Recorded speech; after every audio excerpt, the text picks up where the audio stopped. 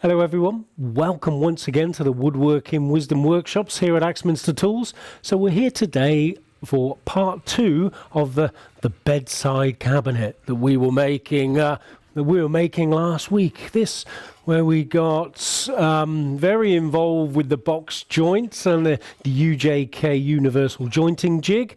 Where do we end up? So this project started its life as one big board of quite pretty tulip. It was chopped up, sized, and then we ended up at the last session clamping. So we clamped the top box section using the parallel jaw clamps and a little jig to help keep us square all round. And we clamped up the kind of vertical and base section using the squaring frames and clamps there. So, and what I've done in the meantime, those have dried, and I've brought the two components together, as you can see on the bench here. So if we can go overhead, please, Ben. And yep, we got Ben on the cameras today. So we've got 3 of the parallel jaw clamps bringing the two components together. As said, it's really tricky to try and joint all of that stuff together because it is difficult. So doing it in 2 components, then bringing those 2 components together, I felt was an easier option. What I also had is, you can see with the shape of this, we also had another open section here. So what I've done, I've cut a board to sit in there identical to this dimension here. So when I'm clamping this way both sides, it's going to ensure that I end up square. And if I bring in my little square, I'm square there. Importantly, square there. Just about fits in there, square. And of course, square. And that, on a project like this, is important that it is square because it's a very kind of boxy shape, isn't it? But open a couple sides. So I'm at this stage now, and for me it's a kind of exciting stage, although I like using the router and using the jig and clamping it all up and thinking of these kind of projects. The best bit is, for me, the finishing. You're sanding, you're planing, and when you drop that oil on right at the end, well, that's the really exciting bit, and seeing those colours pop and getting the real beauty of that of your wood coming through. So that's what we're going to do today. So step 1, let's remove these clamps. We've got 3 clamps in place. So we've got the parallel jaw clamps, 1. Let's do it like that. 2 and 3. That's good. It's not falling apart yet. That's always a bonus. Let's pop those back on my rack so they're all out of my way, nice and safe. There we are. So we're there. And I'll take that bit out now. That was just a support. And remember that was equal to that dimension. Identical. Cut at the same time. I was cutting these. I figured out how deep I needed it and then cut this. So that now is not needed unless you decide to make a batch of these, but there we are. Look, we are so close to our kind of finished piece, aren't we? Yeah. We've got a bit of overhang here, little projection. These edges have ended up so clean, so close. It's going to take very little work to bring this back to super flush. And that's because I took the time to align my jig and make sure that my board was centered to the fingers. Yes, you can kind of plane it all in afterwards, but if you can, minimize that work, it's always better, and it will make the whole project just look a bit more equal and a bit more balanced. But there we are. Look. So here's the one I prepared earlier. There we go.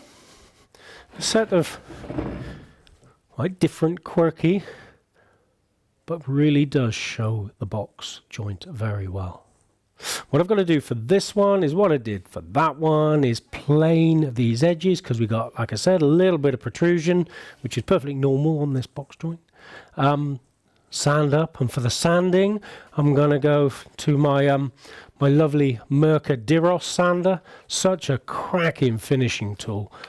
Second to none, in my opinion. And I've got this hooked up to the DEROS, the MIRKA extractor. If we go camera 2, Ben, there we are. Got my MIRKA extractor, my MIRKA sander. Lovely pairing there. Good waste clearance and super finish. So, what do I do first? I'm going to get the plane out first. What I'm going to do is I'm going to use a low angle block plane just to skim up these edges all round. Now it's a tricky old shape, this. So I think what I'm going to do first, I'm going to just, well, that's quite nice. It tucks underneath my bench. I'm going to work on this surface here. And I'm going to clamp that in position. I'm in fact going to give myself a little positive stop. So that board will sit up against there nicely. So if I'm planing this way, I've got something positive it sits against. It's not going to slide around the bench. And just to be sure, let's lock that in. All right, track clamps. You know I've kind of gone head over heels in love with this kind of bench sort of setup with the holes and the track and stuff. It just gives me so many clamping options. I've got my low angle block plane. All right, this sharpened by Jason Breach, by the way, so I know it's super sharp. You know Jason is sharpening. Low angle because I'm going to be skimming the end grain here. Notoriously difficult to skim. Now, argument, could I just sand all of this straight away? Well, I like to skim it down first. I find if you just take the sander to that first off, you'll end up possibly with little undulations through there where the end grain is harder than the face grain. The end grain will sit slightly more proud than the face grain because the face grain's a bit softer than the end grain. So I do like to just plane these off. This is planing beautifully. Just till I start to get close or just start to tickle my face grain here. There we go. I've just... And I've got to do this all round. There we are. So that is now as flush as I want it. Alright, let's just change that. That didn't budge at all. Such a good clamping setup. Now let's have a look at what else can we do using this very same clamping setup. There we are. Let's do that. Drop that in there and we'll work on this face here. I'm not going to put any pressure here because although this is quite rigid, I don't need to. All my pressure's here. So again,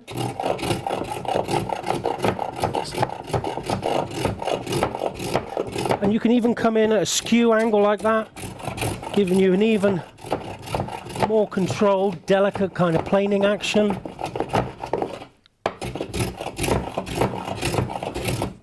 Here we are, really close. I'm just using my fingers to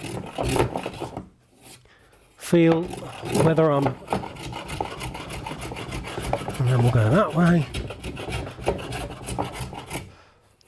They're almost there in no time at all. Okay, so that's two done. What have we got now? Well, we've got a bit of a tricky one in there. Let's do that while I'm here. This one in here, really difficult to get to. Couldn't get a big plane in there, couldn't get a sander in there. Low angle block plane's going to sit in there quite nicely. I have to be a little bit careful that I don't catch the back of my hand on that, but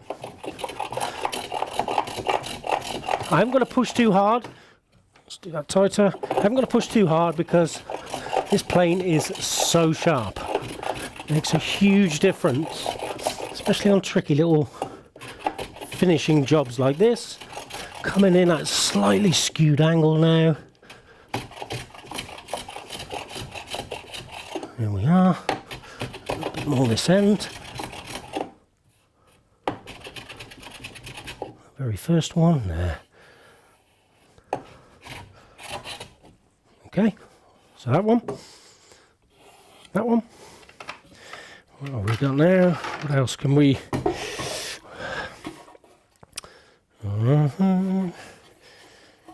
Right. So So what we'll do is we'll attack this one now. Now we can use a similar setup. We've still got something positive to sit this against. I'm going to bring that clamp in. Why not? Stop it moving about. Let's bring the other clamp in. Stop it moving about. Right. Now this one's going to be slightly different because we've got the open end here. So I'm going to come in from this way, then this way, because I'm worried that this is going to break out in this area.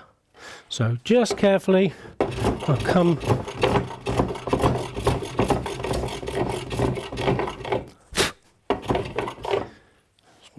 just a subtle adjustment, a little bit more blade projection. Mouth is still good.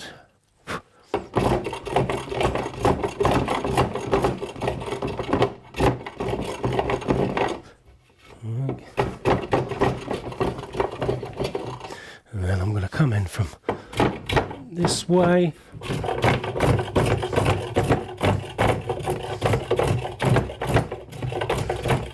So I'm avoiding coming through this end just in case this breaks off. I've not finished this end here purposely because of that. I'm getting very, very close. Now come back this way.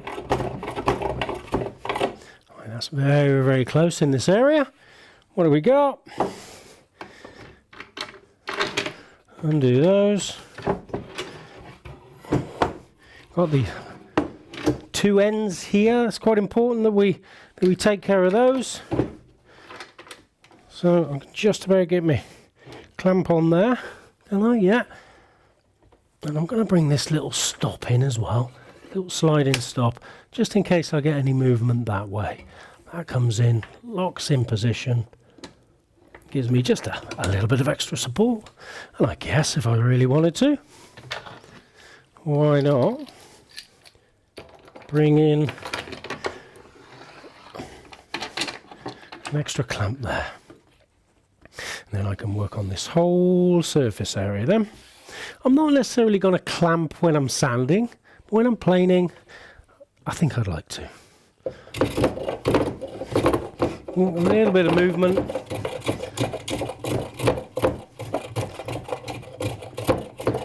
Okay, so do these edges first.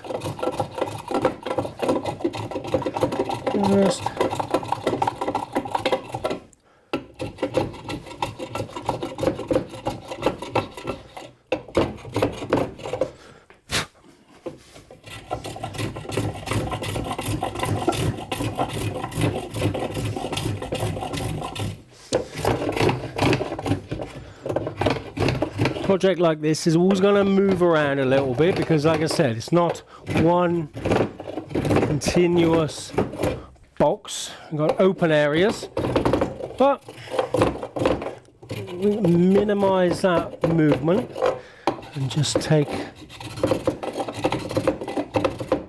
as much as we can off before we go to the sander. So we're there, we're there. Let's just double check the other side.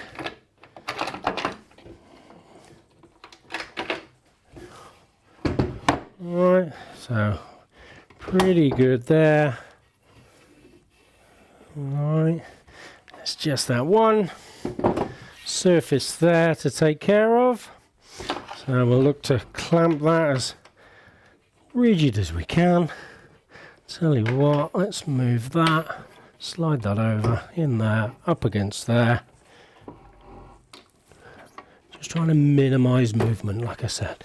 And this slider clamping bench gives you so many options.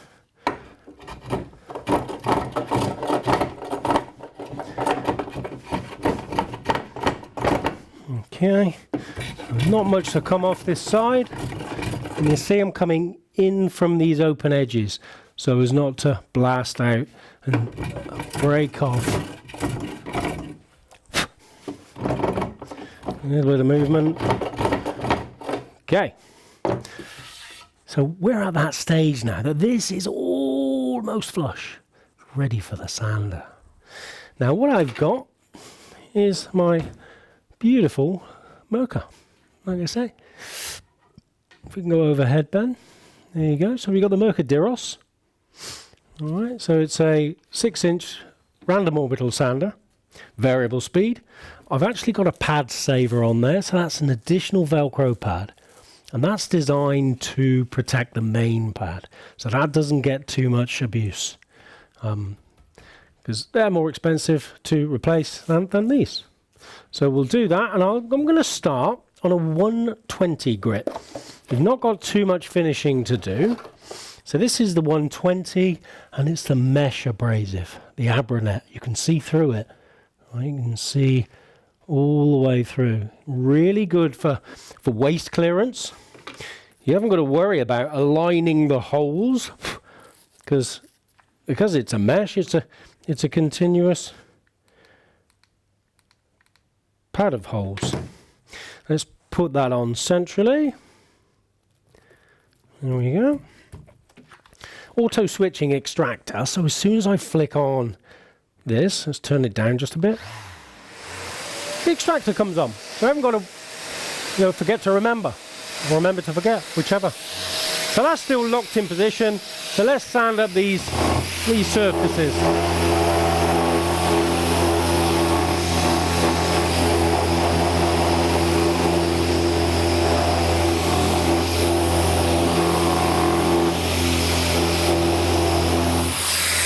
Lock that off a little bit more.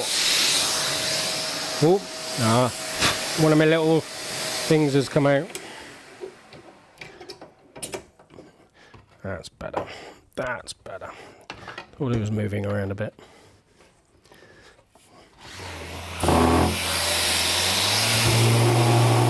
Variable speed as well, so really does help you get the control you need.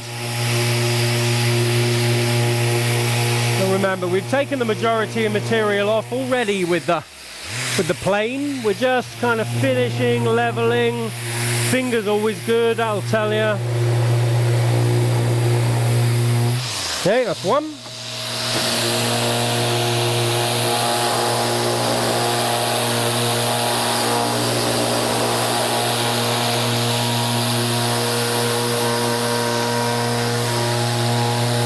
A bit boring sanding, I know, but you haven't got much to do really. And obviously as I'm doing this particular face, I'm going to do the entire area. Don't keep jumping out. Let's just pop that there. And there we are.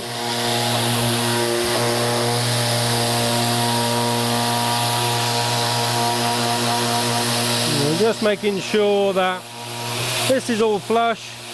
Everything's clean, because we're going to drop some oil on it. We don't want any glue overspill that looks a bit ugly. We've got to go back and refinish. And they're nice. I'm going to go all over this with 240 afterwards as well. So that's the one first surface. Well, that feels lovely already. I often find that 120 is quite often enough on a lot of projects. I'm going to go 240 on this because it's a kind of an internal piece of furniture. So I'm up against there.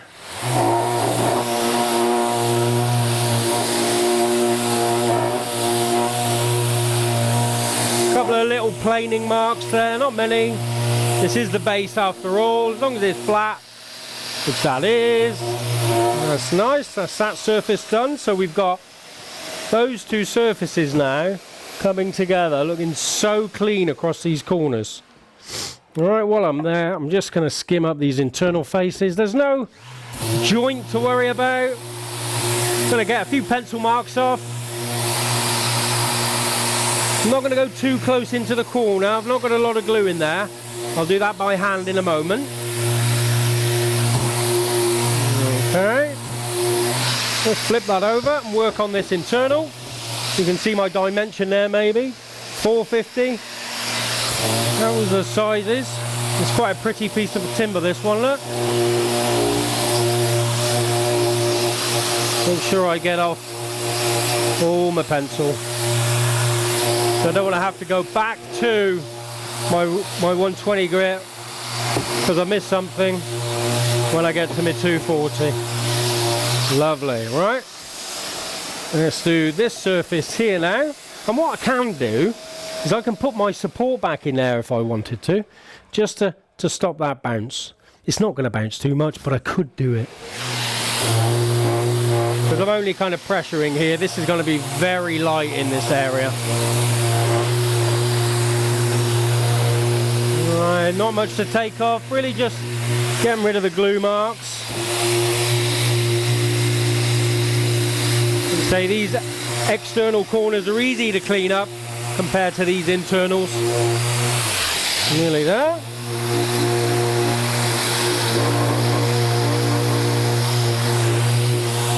Just a little tickle over here.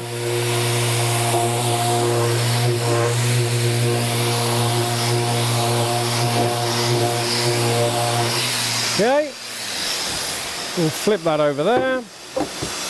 And again, we can clamp it if we feel the need. I don't. Just get those. Quite a prominent corner this, so I want it to look really nice.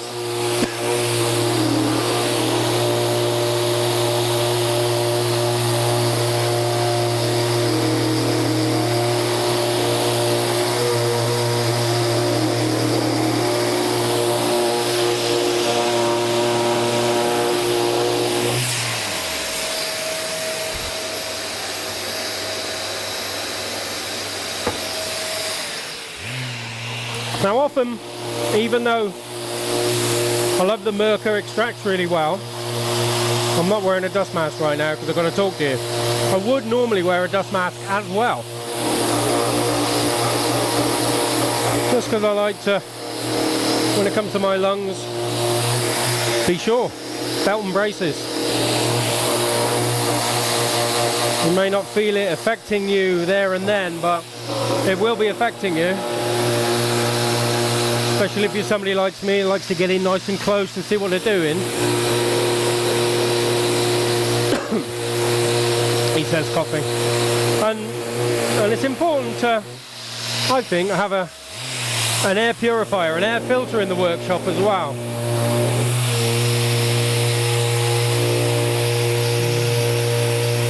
That will help keep all that air clear and clean, or clear and cleaner.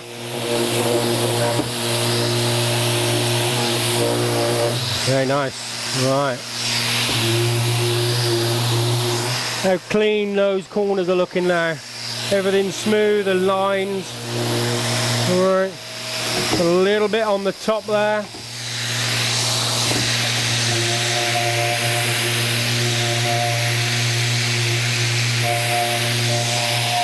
Get rid of my pencil marks as well. Any bumps and scrapes. Every now and again I will tip up if I've got a particular area, tip the sander up a little bit. I tend to like to keep it as flat as I can on the workpiece. It doesn't do the sander any good when you start tipping up and digging in. And you'll make some real horrible divots in your material as well, in your project. So try to avoid that if you can. Just a little raise now and again for a tricky bit is alright, I guess. Alright, really important area this because it's the top. Just make sure everything looks fantastic. Super clean. Right, coming in there as well.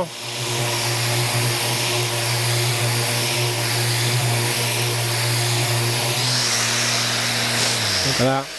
It's looking lovely. I can just about get in there as well with the edge of my sander, which is nice. This internal face here I'll do by hand. Won't take very long. I've tried to keep it as clean as I can in there. You saw me cleaning the glue up. Well, that's done already, good. Nice. I'll also very carefully give these areas a dust over as well. I want to try and keep all these corners quite sharp and quite crisp. I will ease them a little bit with abrasive, but I think if I was to get the router out maybe and round off all this, it might detract from the overall boxy square kind of look to it. So I'm just going to ease these edges just a little bit so they're not so sharp and don't get knocked off. And of course they'll hold a finish better if they're not dead sharp corners. So just blending in this, not a lot to do as I said, because we made sure we were super clean, or super accurate should I say, when we were doing our box joints.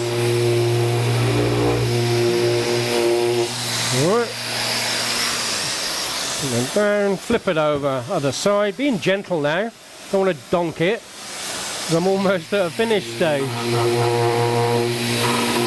Right. Just blending over there. Bit of movement because it's loose. Here we are. Gently. I'm trying to keep the sander flat as well. I'm not doing any of this because, as I said, I want to try and retain the boxy square look. Alright, that looks lovely. So we're starting to get really sweet, clean looking. If we go to 2, here we go. Nice and clean. That end's looking great. That's a really prominent area. A double box through there. We got a bit of colour here as well. We can see that's going to pop. Okay, so I've got just one little internal I couldn't get to, kind of this face in here. So I'm going to use one of those, which is I think this brand is Festool. It's a kind of, sorry Ben, over the top. It's a foam abrasive wrapped all around. It's got nice sharp corners on this as well, so I can get into the corners that I struggle with. Get them in the pencil marks, and where possible, just following the grain. I can get right into the corners should I need to, following the grain. This is actually a 220, so it is kind of my final finish on it. Let's just do that surface in there that was tricky. Get rid of my pencil marks, get into the corner.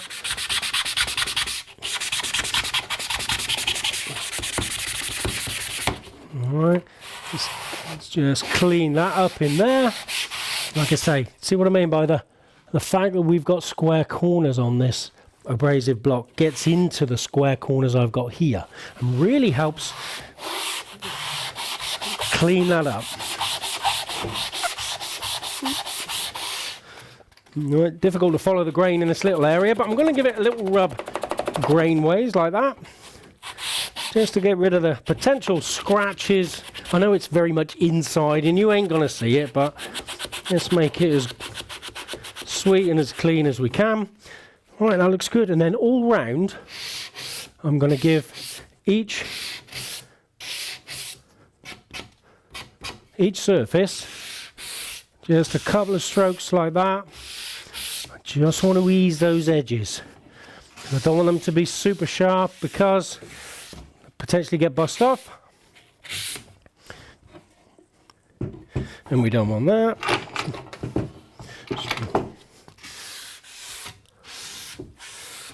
And they'll hold a finish.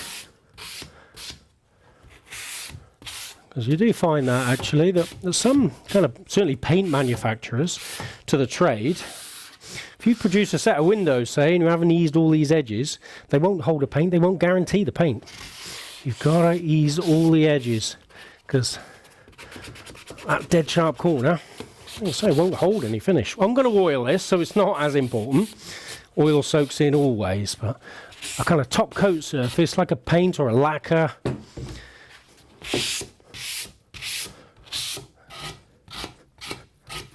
That's all it is, ensuring that everything is sweet and clean. Because it hardly looks any different, it's just trying to remember where you've done and where you've not as well. Just make sure the top is good, these corners underneath.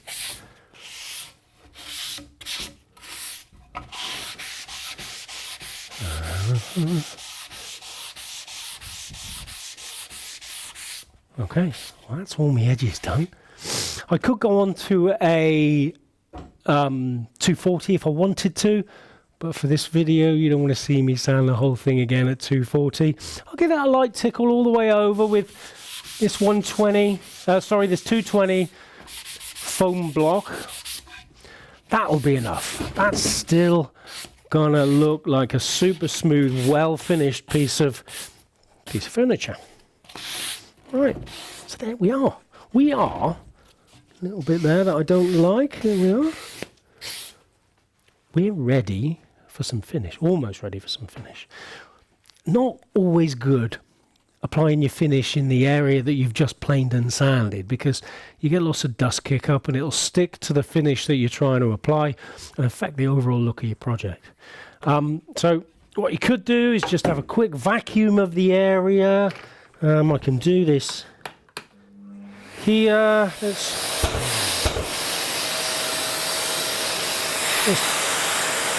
unplug that, he says. I'll tell you what, I'll leave that one, because I've plugged that in too well. Got extractors all over the place here. I'm just going to clean this bench off. And in fact, sometimes with a soft brush, I'll even vacuum off my project. This one's not particularly dusty, because the MIRKA does extract really well, doesn't leave a lot of dust in the area. But I've still potentially got a little bit of dust on the surface. I can just feel it. So I'll give it a wipe down with a dry rag, then a wipe down with a slightly wet rag. Now the wet rag sometimes will lift the grain slightly. Apply the oil, you can sand it back if it's a problem for you.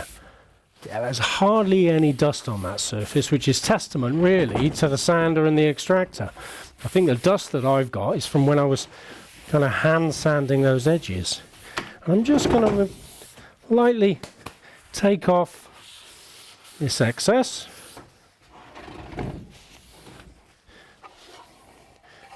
So with a little bit more time, maybe I'd just vacuum the whole thing off, vacuum my area a little bit more thoroughly. But for now, for this particular video, that will be all right. So a very slightly damp cloth. All right. It's actually the same cloth I usually use for a glue up. Or the same type of cloth, should I say. Just cleaning up.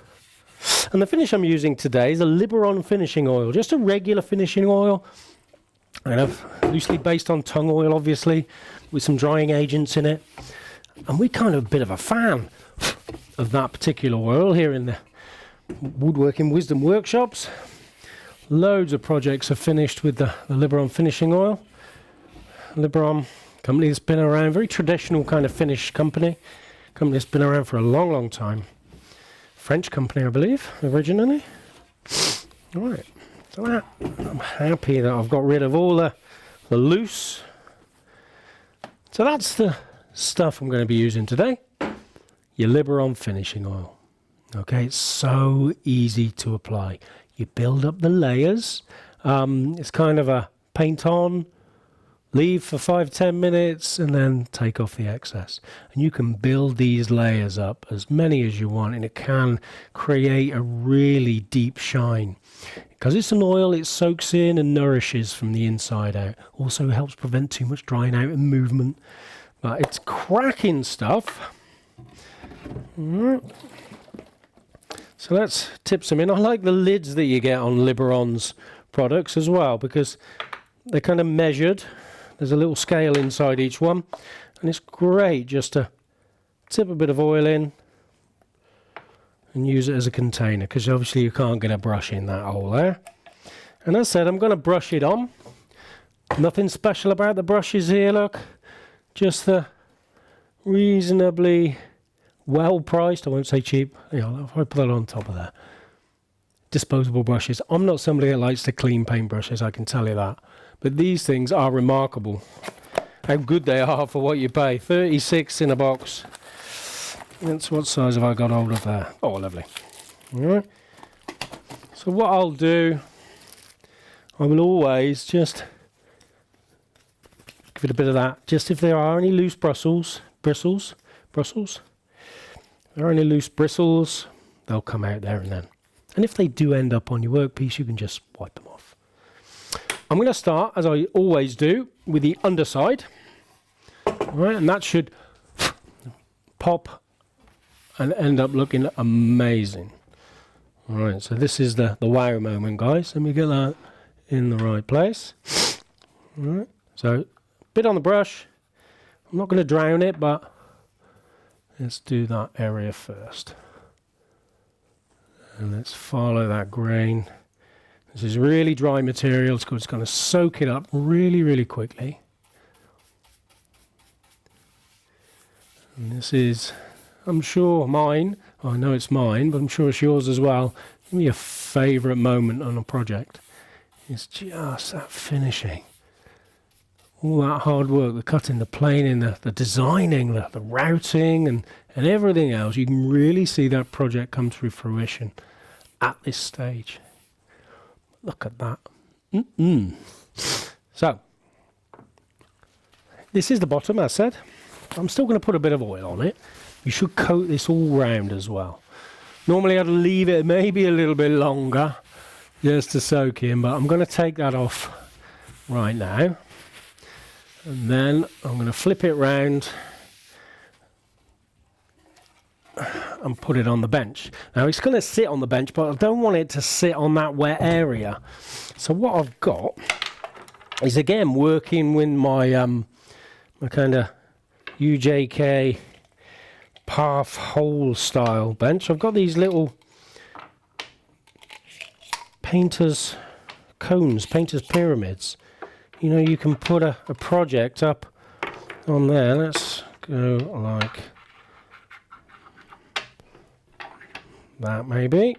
That'll do. All right, now I can sit that up off there. These aren't pointy, they're not sharp, they're not going to scratch your thing, but you can stick them anywhere. They don't slide across the bench.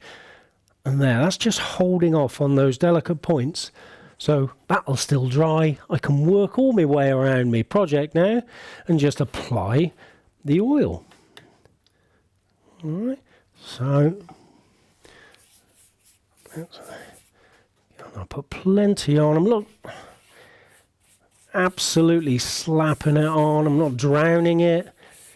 I'll start at the top and work my way down usually, so any runs that I've got I can catch as I'm working down. And as I do an area, I'll work the edge of that area as well. And you can see I haven't got to worry about brush strokes with oil. It's literally just get it on there. Alright, let's do that bit there. That should start looking amazing. There's a really pretty piece that. Let's do that edge. Let's load the brush again. I tend to load the brush only when I'm doing let's move that, a flat surface. I don't load the brush when I'm going to do an edge. There's enough on the brush to cope with an edge, I am sure.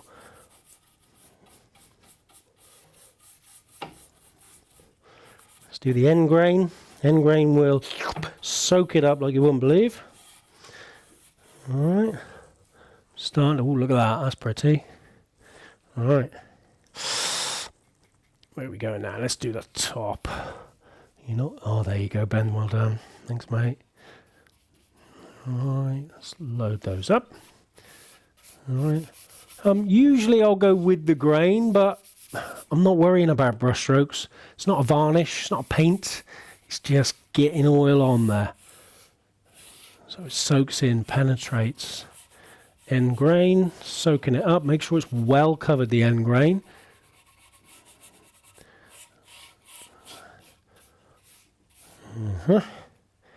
Let's get in these tricky areas in here.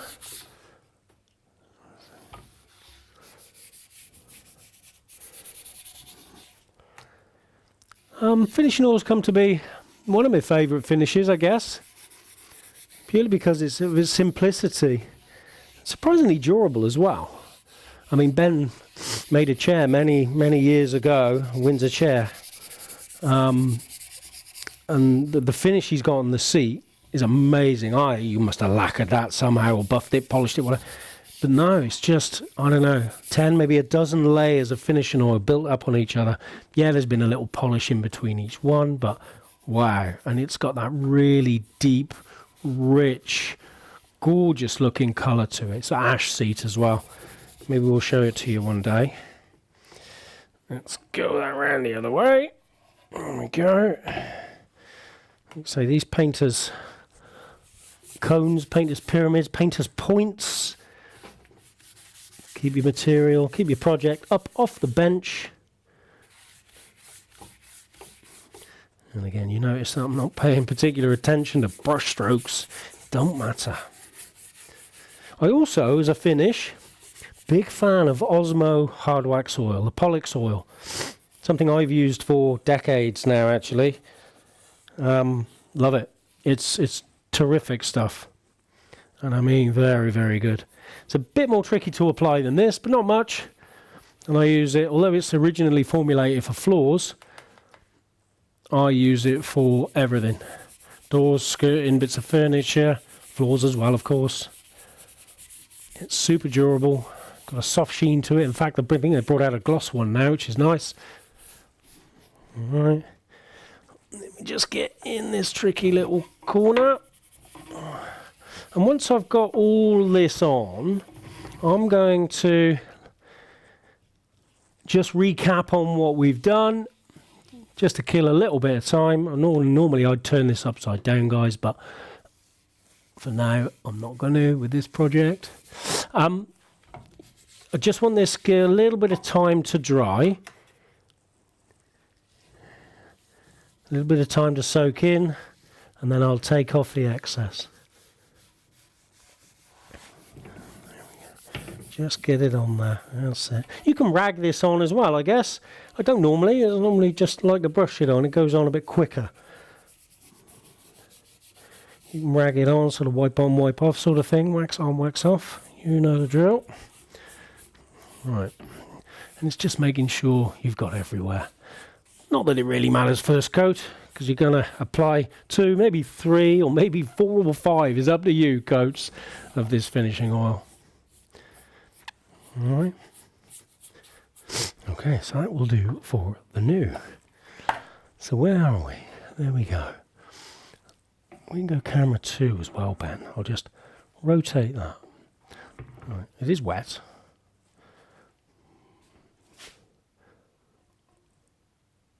What a lovely piece. Look at that grain for a piece of tulip. The outside. And as I said, I could have tried to make this grain pattern flow and follow on round here, but I wanted this contrast between this dark area and this light area coming through in the fingers. The fingers look so neat, so clean. That's a nice example. Okay. And what I'll do, like I say, after kind of 5 minutes, I'll just get some blue roll. You tend to use a lot of this kind of industrial towel stuff. And I'll just give it a wipe over, just to take off the excess, any puddles, any pools, because that'll end up sticky. It's not going to go off very well. Alright, all faces. Let's get a drier bit of cloth, that's it. So the end grain, you won't find too many puddles and pools on that because it really does soak it up so well.